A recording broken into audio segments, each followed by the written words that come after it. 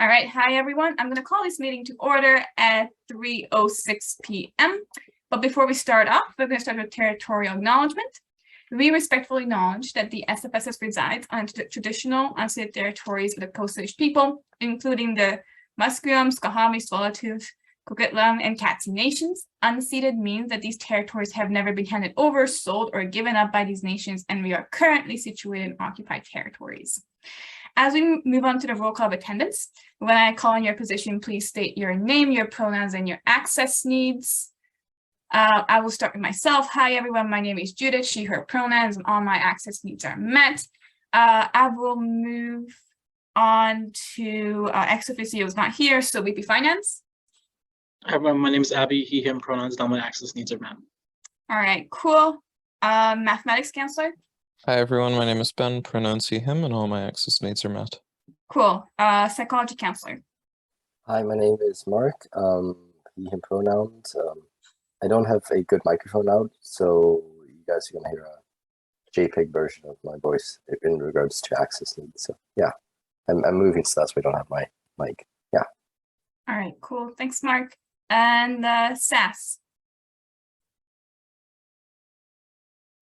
Hillary in the chat. Hi, my name is Hillary, she, her, and all my access needs are met. Justin, headphones. All right, cool. Thank you, Hillary. Oh, and she will be typing today. All right, cool.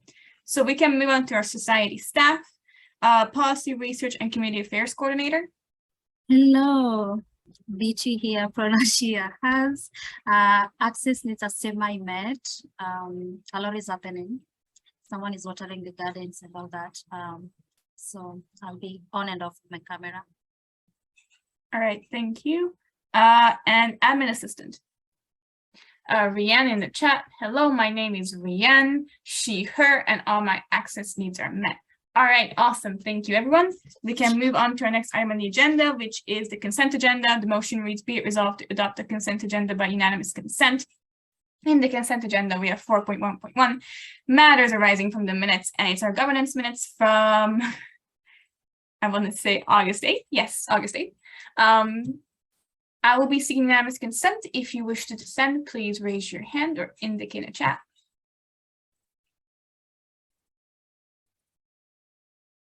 Seeing no dissent, that carries unanimously. We can now move on to item number 5, which is the adoption of the agenda. The motion reads, be it resolved to adopt the agenda as presented. Can I get a mover? VP Finance. VP Finance moves. Is there a second? Math. Math seconds. I will open up the floor for discussion or amendments. I will list myself first because I actually have something I want to amend on. So I'm going to move to amend the agenda to add a fourth, who knows, a fourth discussion item titled 10.4 complaints policy updates.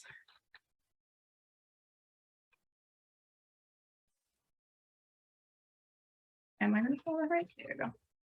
Yeah. There was supposed to be another update today, but it appears the person didn't show up. So I'm going to move that. Can I get a second? Math. VP Finance. VP Finance seconds. Is there any discussion on the amendment? Seeing none. We are back to the main motion, which now reads, be it resolved to adopt the agenda as amended. Any discussion, any further amendments?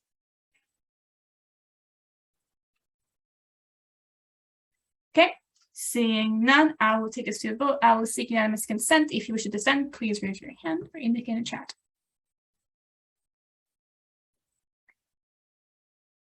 Seeing none, that's carried as amended. We can now move on to our next item on the agenda, which is old business. Motion is titled Recommendation to Council, Corporate Records Repository Organizational Changes, submitted by myself.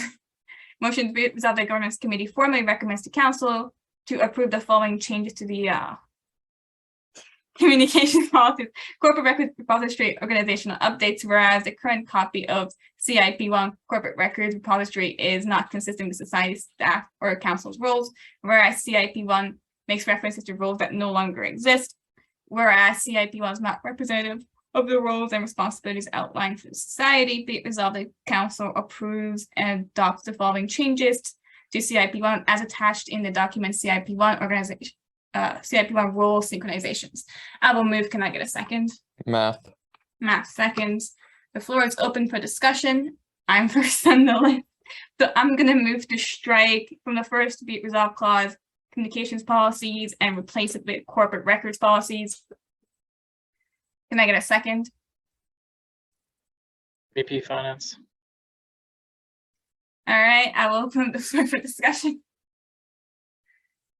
Seeing none, I will take this to a vote. I will seek unanimous consent. If you wish to dissent, please raise your hand or indicate in chat. Seeing none, that's carried. We are now back to the main motion. The floor is still open for discussion. I will go first. So I've been notified that it's not in the agenda folder, the document, which is unfortunate. It was submitted, but it should still be in the governance folder if you look for it in the corporate records review folder. So I would find it there. We have spoken about this a bit before. That chart is absolutely outdated and is not representative as to who does what in a society, which is kind of problematic because it doesn't enable coordinators to do their jobs and sometimes doesn't give relevant access to executives where they should have access. Council has very limited access. So that's problematic given how our board structure changed and it's just simply not representative. And I would not be surprised if that policy was just copy and pasted from the old board structure. So that should be updated to actually show how our staff work and not give them more work or less work. So yeah. Anyway, any thoughts, questions?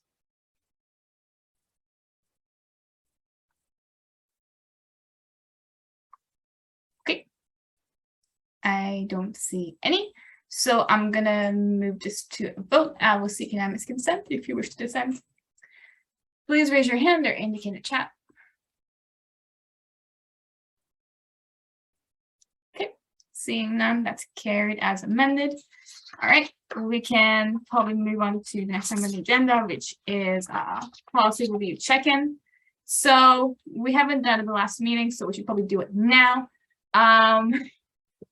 So a couple of things we should keep in mind at this point, and we are a bit behind now because I mean,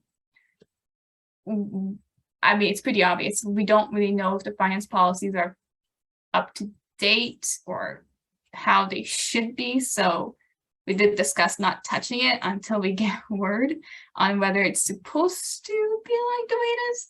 We already know some of the referenda are missing from it, so that should be added in. But yeah, wanted to ask if anybody has anything to report or anything crazy you found that should be acknowledged. The last thing we have reviewed was the finance policies and the communications policies. I can't speak for myself. Communications policies is pretty much fine. The only thing that was added in is in regards to how the appeals process goes for inappropriate advertisement, and I'm still waiting for comms to sign off. So that's the only thing relevant to communications. Finance policies is not where it should be probably. So we're still waiting for the coordinators to maybe give some review, give some feedback as to what we can do with the review, so we don't inadvertently mess it up to such an extent where it is irreparable.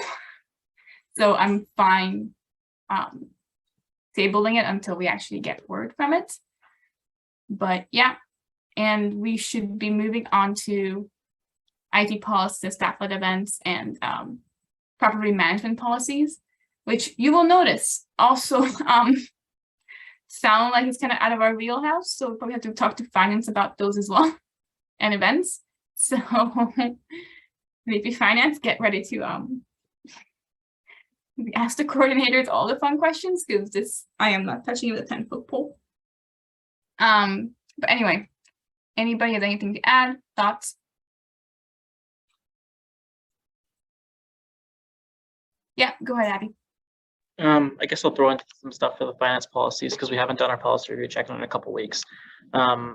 Just looking at finance. Oh, of course, the fucking shots on me. Oh, pardon my language. Finance policies 6 and 7 have some inconsistencies between $1,500 and $1,000 as to what the VP Finance is supposed to sign off on. There's tons of other errors too, but that's kind of the big one. Because our checks currently say 1,000, but these policies say 1,500. So I'm not sure if it's a matter of our checks have just been printed wrong all this time, or if our policies are out of date.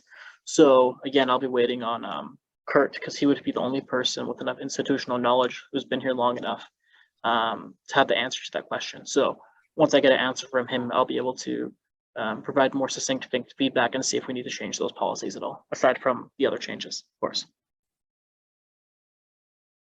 Okay. Anyone else?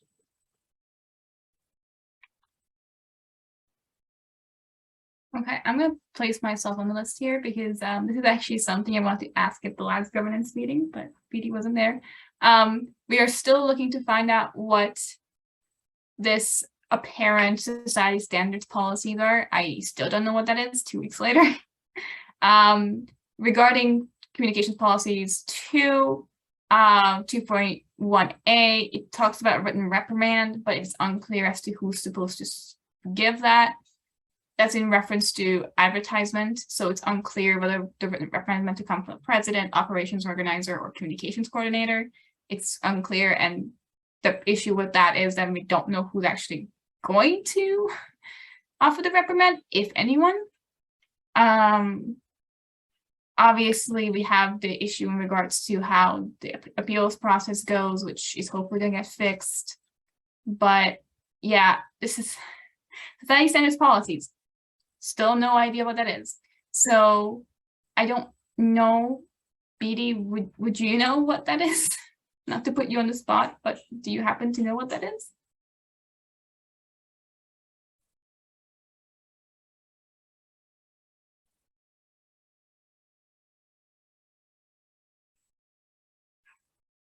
Okay, if that's a no, then we maybe need to change that to something else, because if we don't actually have that, then I'm not sure how we're meant to adhere to it, or how communication is meant to adhere to it. So I guess the hunt for society standards policies continues. Okay, cool. Anything else? Nope. Okay, cool. Thank you. We can probably move on to bylaw review. So I'm going to make this very, very short, so I guess, but could put it as an announcement as well. But I will start the doc and send it off to all of you. I know everybody's been doing their bylaw review for the past month, so it's time we compile and put into one doc so I can put it onto members meeting planning committee and push it onto the AGM agenda. Again, we talked about typos, we talked about horrible grammar, but we also talked about like some bylaws just being extremely long and unnecessarily long, especially like bylaw 13, when we have an entire policies doc in relation to it and all of that. So that will be going out this week, so we can get that done and get it approved and get it on the agenda. But I did want to ask whether anybody found anything, for lack of a better word, egregious in the bylaw review that you want to flag right about now.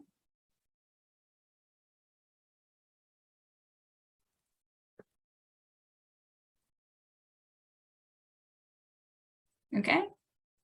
I take your silence as a no. That's always good to see. Does anybody have questions, concerns, thoughts on this before we move on?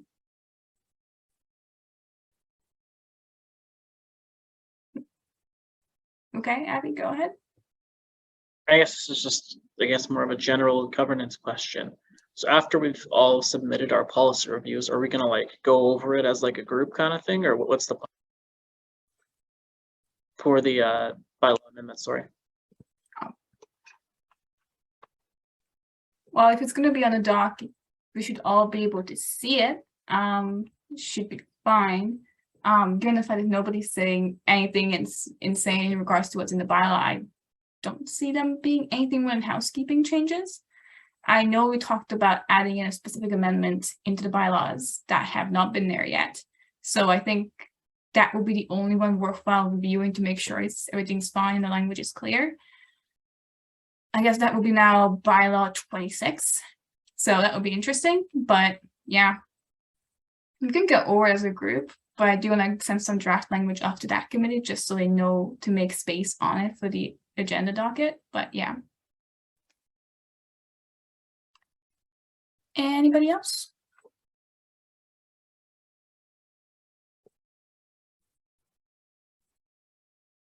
Okay, I will take that as a no. So we can move on to 10.3, which is reconciliation update.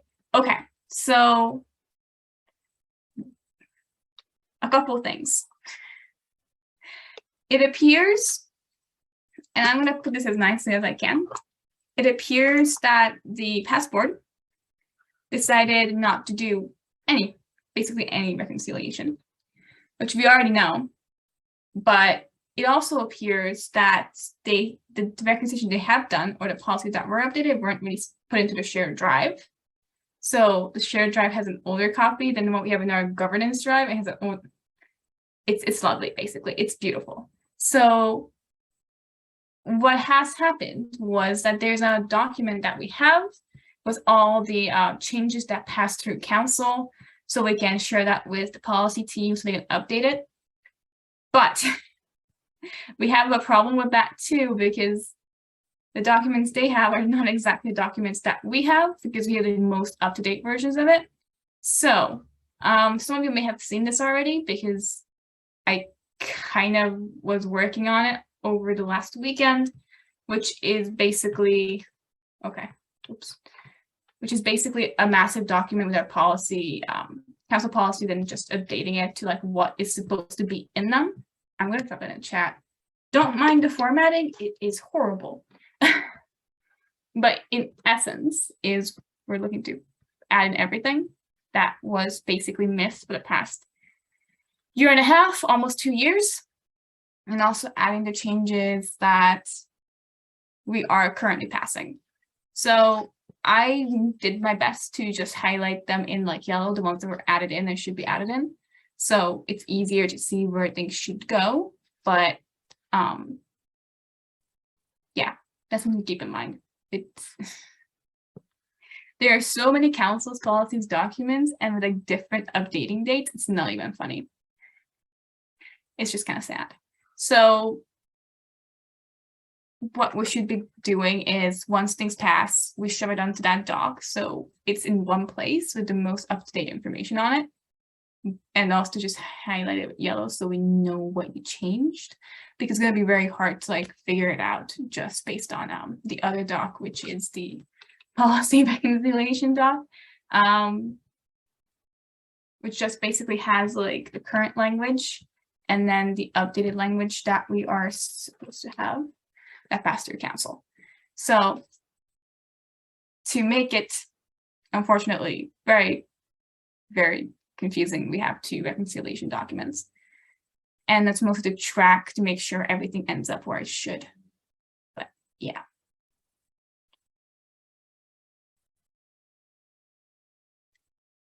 Okay. Anybody have any thoughts, questions? So I don't just keep talking to myself.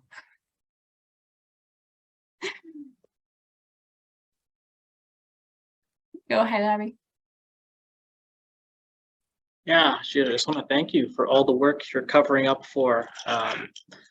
You know, it's unfortunate when certain people don't do their jobs and don't complete the work they're supposed to do during their tenures, but we're lucky we have someone who's quite focused on that this year. So thanks.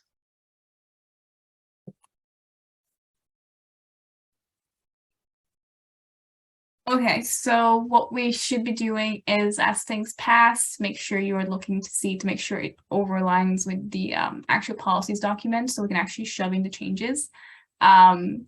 Be mindful that some of the documents on the website are now very much outdated, so do check on the top where it says last updated or was last approved. So just to make sure we don't accidentally, the date approved, and I should say the date next to it. For council policy, this should be November.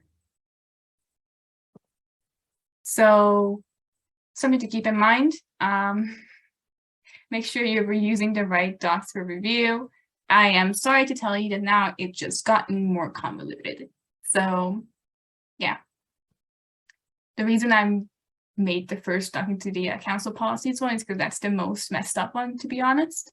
Member services and the rest is kind of okay, but this one's very much so messed up. So there's a reason why there's a Google Doc for it. Okay. Any questions, thoughts, concerns?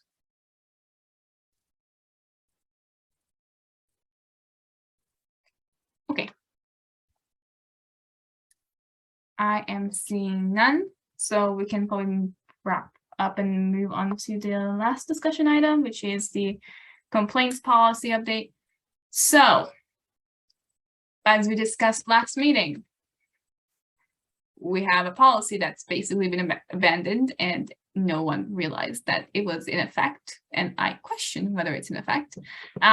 So as you may remember from last meeting, we talked about that policy not being up to date since like 2016. So I wrote up a draft, what we can do with it. The 2 docs that BD sent, I kind of just put it into one because it just seemed kind of the most reasonable way of going about it without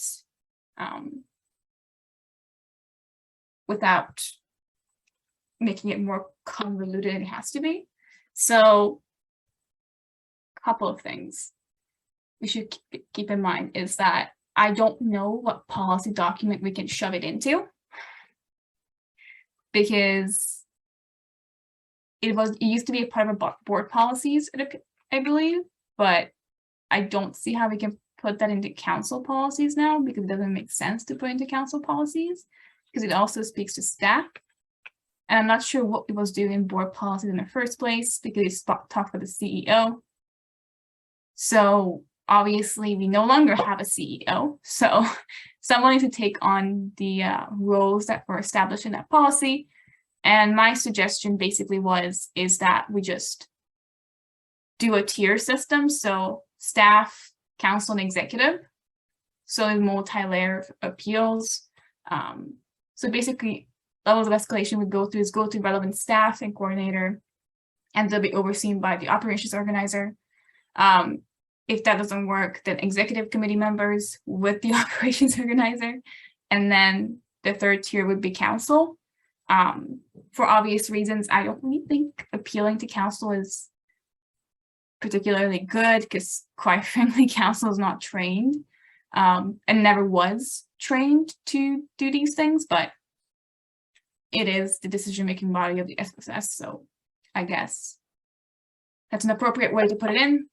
My hope is that most of it would be like resolved at the staff coordinator and operations organizer level, because those are people with degrees who have been here for quite some time and who should be politically impartial. So it's probably the best way of going about it, because we don't have a CEO anymore. Obviously, matters can be escalated to exec and council through the president if needed, but we should probably have like a level of escalatory steps we can take before you jump straight to council. So I kept most of the original language in it in regards to what complaints are and how to handle them, because I think some of it was decent in regards to being respectful, being specific and documenting actions that were taken, operating in good faith, and all that, communicating outcomes and stuff. And then it does outline things that should not be done in these processes, which is storing personal information for too long. Some companies hold on to personal information for years on end. I think the only thing we should keep is like an executive summary for record keeping, but we should not be holding on to like information on like student numbers or something like that for like a prolonged time. But yeah, I think it's pretty standard. It does outline what people who place complaints should be doing and should not be doing.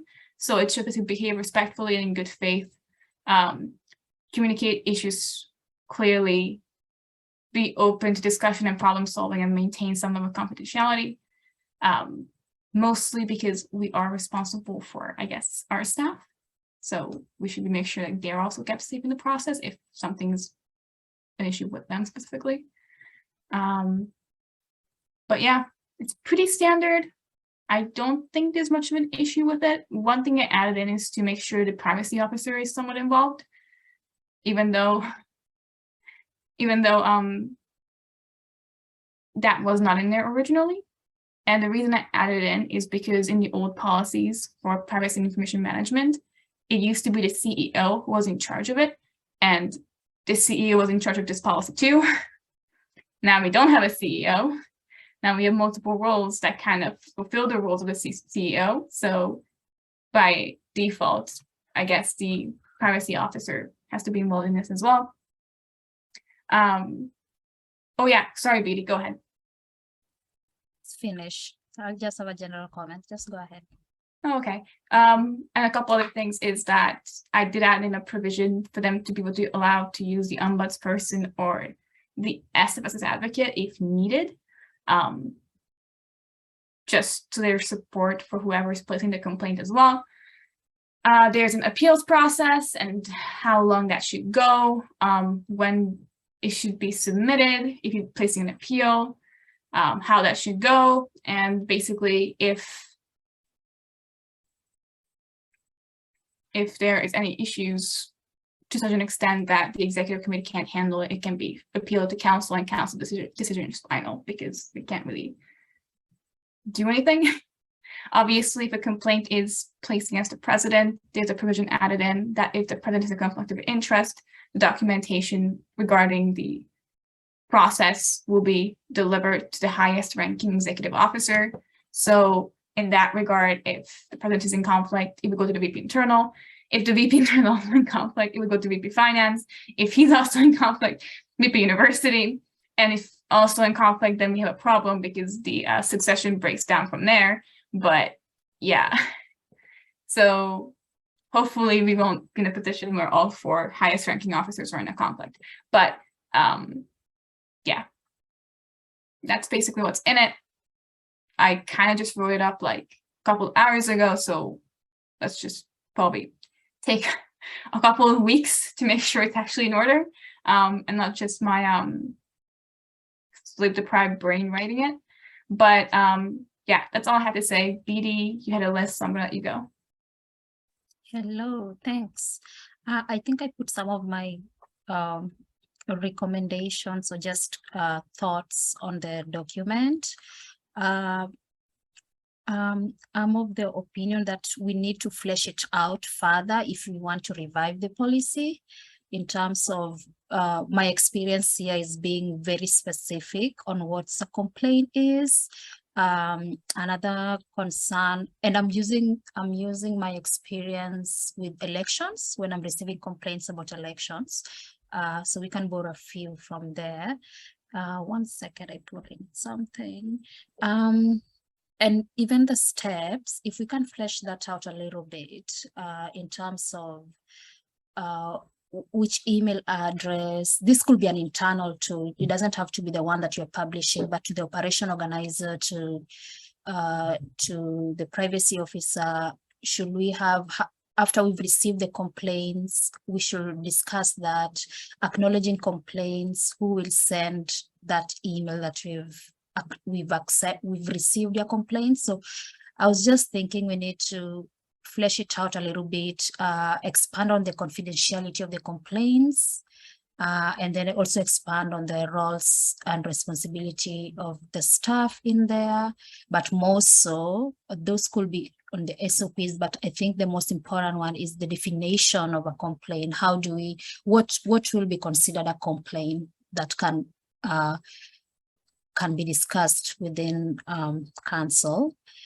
And then that being said, there's something else I've forgotten. Sorry, I'll remember and type it out. Yeah, so those are just some of the ideas. Oh yeah, I've just remembered. I was also thinking if you're open for us just doing a jurisdiction scan. I sent you an email about that to see what others are doing in terms of this policy. This could just be going through, maybe it's in their HR policy, it could be in their communication policy, and checking out what others are doing. So if ours was last used in 2016, things have changed in terms of in-person, in terms of remote settings and all that, and in terms of accessibility needs, and also in terms of just policies being open to intersectional approaches in everything. So I was just thinking, but if you've done that research already, and that's great. I was just curious if we need to flesh it out in terms of all those perspectives. Thank you. Awesome. So a couple of things. I really appreciate that feedback because I did not know what to write for it. And mostly because I don't really have much to go off of based on what we have currently. I'm just dropping a chat. It is very vague as to what this policy is supposed to do. And I'm not sure whether that was maybe intentional. I don't know. But I think we should probably keep that in mind, that this is probably not even close to clear. And it is extremely unclear as to what would qualify as an actual complaint. None of the documents really outline what qualifies a complaint. So I expect basically anything could be a complaint, whether it is, I guess, us not putting up a certain sign on the door, or to misconduct or something like that. But yeah, we should probably narrow the scope on that because I don't know. Yeah, later on I'll share just a template on a standard complaint policy that is being borrowed, and then we can discuss moving forward if that can be useful. And we can also just do a briefing note and see what others are doing, right? Because I'm always of the opinion of not recreating the wheel, you know, but just an idea out there. Unless it's urgent for members, and then we can just go with what we have. Yeah, for sure. To what I know is that I don't know if this is being used, honestly. I don't know whether this policy is being used at all, or whether people have used it in regards to following through with a complaint, or who would even actually do it. I have no idea. So that's what I'm kind of like antsy about, just getting it done really quickly, because from what I can tell, we do not have a complaints policy in order. And the one we have references the CEO that we don't have. So I don't know, pretty problematic in my opinion. So anybody, any thoughts? I think I'd be these ideas just doing jurisdictional search be useful. Honestly, can we just go and look at AMS? Can we do that? Because I feel like that might help.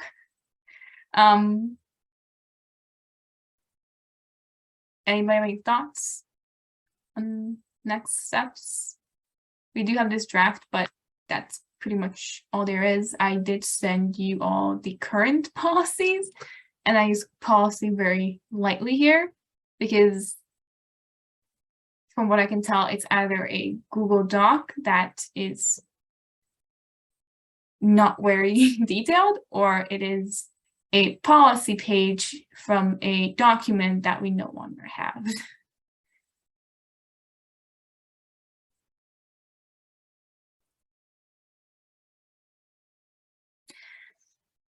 Okay. Anyone thoughts, comments?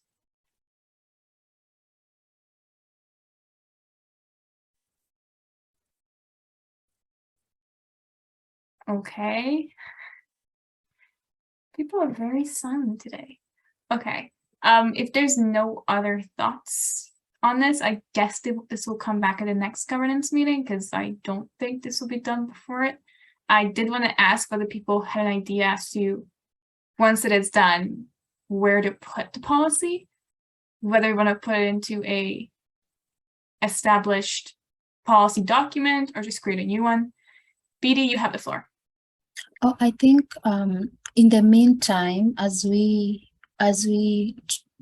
brainstorm on how to flesh it out, I can just update this and let us have it in the website for purpose of just having something that it's updated, if that makes sense, other than just it sitting here, and then we can come back to it later and edit it. So we could just have this in the website, because right now it's good to go. It just needs to be fleshed out, and because we are not even sure if it's being used, we can just have it in the website for now. And I can work on it from this week and then give it to Ilham. Okay. Because I'm not sure whether we would have to make it go through the 2-week notice process. That's my only thing in putting it in place, because we can't really just unilaterally update policy through me or through the committee. So I'm not sure it would be in order, just because I wrote it at 11 a.m. today. So that's why I'm kind of cautious about updating it as of now. But yeah, after council for sure, yes. We should not put it on there until that's done. And I think some of them should still be run past relevant staff. I kind of want to get our operations organizer's take on it, because she's mentioned quite a bit in it. And the reason for that is because she oversees majority of the staff. It just simply makes the most sense.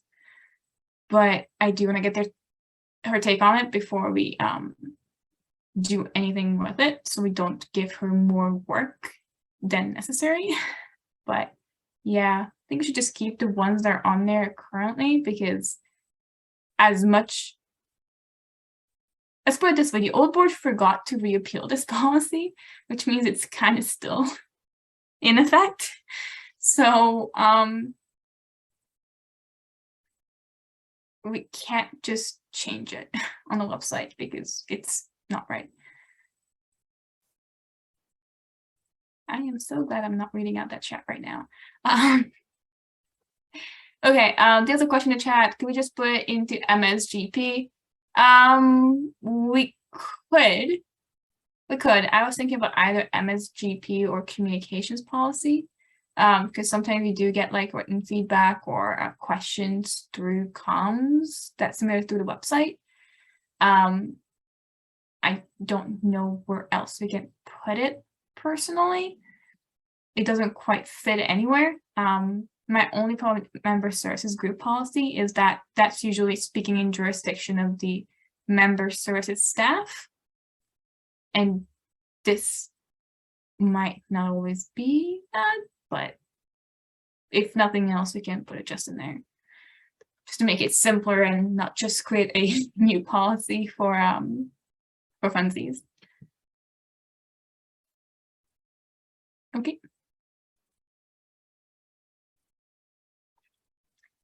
All right. Any other thoughts, comments? BD says I vote comms policy, but both open about it. All right, cool. BD is team comms policy. All right. Anybody else? Nope. All right. Well, there's silence today. Okay, we can probably move on, I guess, then. If you do have time, please do review it before our next meeting, whenever that is. So we can move to the next item on the agenda, which is announcements.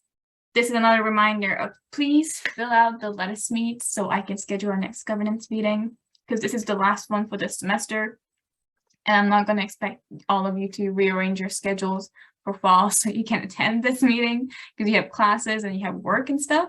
So I do want your updated availability. It has been on the agenda for 2 meetings now. I want this done. So please do fill it out by September 1st so I can let admin know as to when we are moving our meeting time to. I can send out the Let Us Meet separate in email again if that's easier, but I do want this updated so we can start our work in September as well. But yeah, that's all I had. So the next item is, and the last item is adjournment. So be it resolved to adjourn this meeting at 3:46 p.m. I will move. Can I get a second? AP Finance. Maybe Finance seconds. The floor is open for discussion. Okay, seeing no discussion, I'll move this to a vote. I will seek unanimous consent. If you wish to dissent, please raise your hand or indicate in the chat. Seeing no dissent, that carried unanimously. We are adjourned. All right, bye.